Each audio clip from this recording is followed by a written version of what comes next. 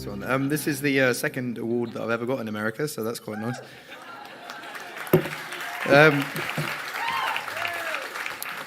I didn't actually know I was getting an award tonight because I didn't expect one. I was coming here to support the cause. I got an email from Emily about 3 months ago telling me about the thing, and I said, of course I'll turn up. So turning up today and saying you're getting an award is pretty wild, but yeah. I was a very, very, very weird child. Very weird child. And I had a port wine stained birthmark on my face that I got lasered off when I was very young, and one day they forgot to put the anaesthetic on, and then ever since then I had a stutter, and I also had very, very big blue NHS glasses. NHS is the National Health Service. One day I hope you'll have the same. Just saying. And I lacked an eardrum on one side of my face, so to one side of my ear. Stuttering was actually the least of my problems when I went to school. But it was still quite a difficult thing, and the thing that I found most difficult about it was knowing what to say but not really being able to express it in the right way. So I did different speech therapies and stuff, which wasn't very successful. I had homeopathy, which is like herbs and shit where you're drinking a drink and it's all right. But I got heavily into music at a young age and got very, very into rap music. Eminem was the first album that my dad bought me. I remember my Uncle Jim told my dad that Eminem was the next Bob Dylan when I was...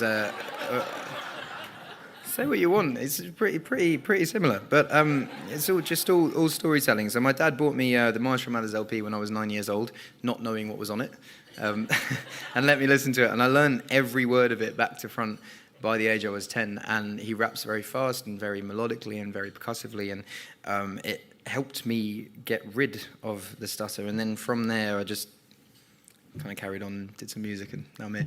But it's.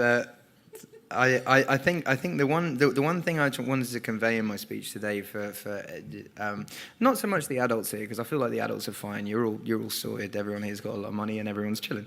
But more the kids that I hear that are going through the therapy, and I want to stress the point that it's not stuttering is not a thing you have to be worried about at all. And even if you have quirks and weirdness, you shouldn't be worried about that. I think the people that I went to school with were the most normal and were the coolest when we grew up. Like I was telling Emily earlier that one of the cool kids from school now does my plumbing. So that's a fact. That's a fact. So being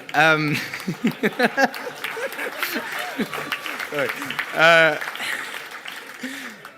My thing that I wanted to stress most tonight is not necessarily to shed light on stuttering or make it a thing. Is to just stress to kids in general is to just be yourself, because there's no one in the world that can be a better you than you. And if you try to be the cool kid from class, you'll end up being very boring and doing plumbing for someone that you don't really want to do plumbing for. It's just be yourself, embrace your quirks. Being weird is a wonderful thing. And it has led for so many creative people, and not even just creative people. Like you own a fucking football team now. That's pretty cool.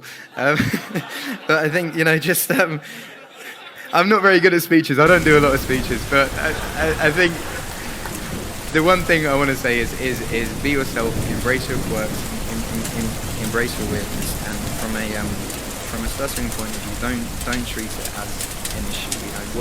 Work through it.